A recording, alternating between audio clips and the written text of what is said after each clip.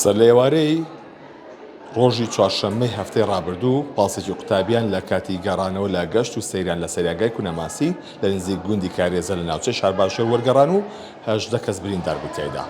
ئێستا من هاتوومەتە قوتابخانەیە قوتابخانەی برایەتی بنەڕەتی کوڕان کە زۆرێک لە قوتابیەکان و مامۆستاکان گەڕاونەتەوە دەوامی ئاسایی خۆیان و دۆخی و تەندروستیان باشە. نەتوەلای مامۆستا یاسین عەبدوڵڵا مامۆستا لە قوتابخانەی برایەتی بنەڕەتی کوڕان سڵاو لێبێ مامۆستا لە ئێستادا چەندێک لە قوتابیەکان گەڕاونەتەوە دۆخی تەندروستیان چۆن لەگەڵ مامۆستاکانن؟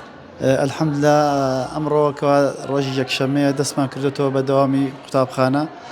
زۆرینی قوتابیەکان ئەوانەی کەوا بریندار بوون ئەو پۆلە زیاد لە نیوەیان داوامەکەن لە قوتابخانە و مامۆستاکانیش تەنها ئەو مامۆستایانەی کەوا بریندار بوون ئەوان نەهاتوونەتەوە.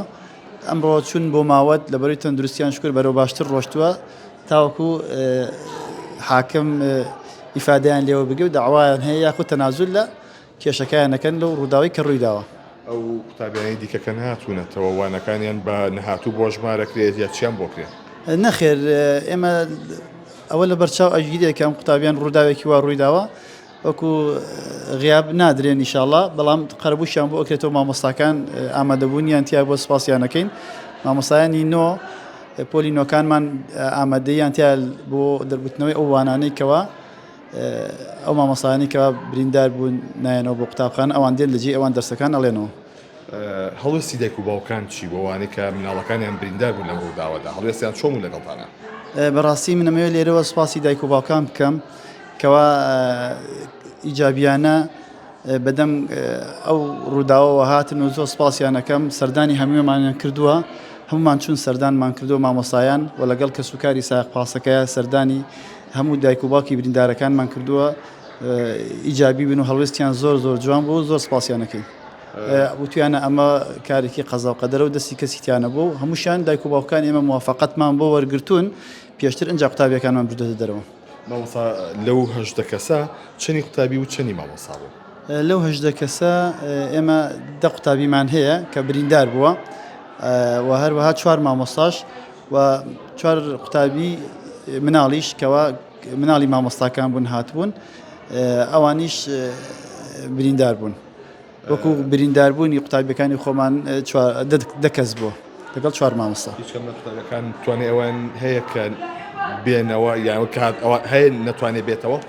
نەخێر ئەلحەمدوللا هەمیان باشن بەرەو باشتر چوون، بەڵام تەنها کچی مامۆستایەکمان هەیە لە خەستەخانە ئەویش ئەمڕۆ نەشتەرگەری کتری بۆ کرێ بۆ دەستی کەمێک عەزیەتی زیاد بووە لەوانی تر هەر ئەوەمان ماوە هەمویان خەستەخانەیان بەجێهێشتووە بگرا. ئێستا قوتابیەکان هەندێکیان دەوامەکەن لە پۆلان. هیچ داوایەکتان هەبوو لەسەر شۆفێری پاسەکە؟ نەخێر وەکو مامۆستایان موقیفیان جوان بووە و کەسوکاری قوتابیەکانیش موقیفیان جوان بووە و سوپاسیانەکەین و سوپاسی هەموو ئەو لایەنانە ئەکەین کەوا لە سەرەتاوە هاتن بەدەممانەوە لەوانە بەڕێوەبەری تەربیە بەڕێز مامۆستا نەژاد سدبەناز بەڕێوەبەری پەروەردەی ڕۆژئاوا و سوپاسی شێخ فاخر و پێش هەمووشیانەوە سوپاسی وەزیری پەروەردە ئەکەین و سوپاسی هەموو مامۆستایان و هەموو ئەو کەسانە ئەکەین کەوا خەمخۆر بوون لەگەڵمانەوە بە تایبەتیش ئەم کەناڵی جەنابتان کە شتێکی بە میستاقیەت گەیاندووە. زۆر سپاس بۆ بەڕێستان.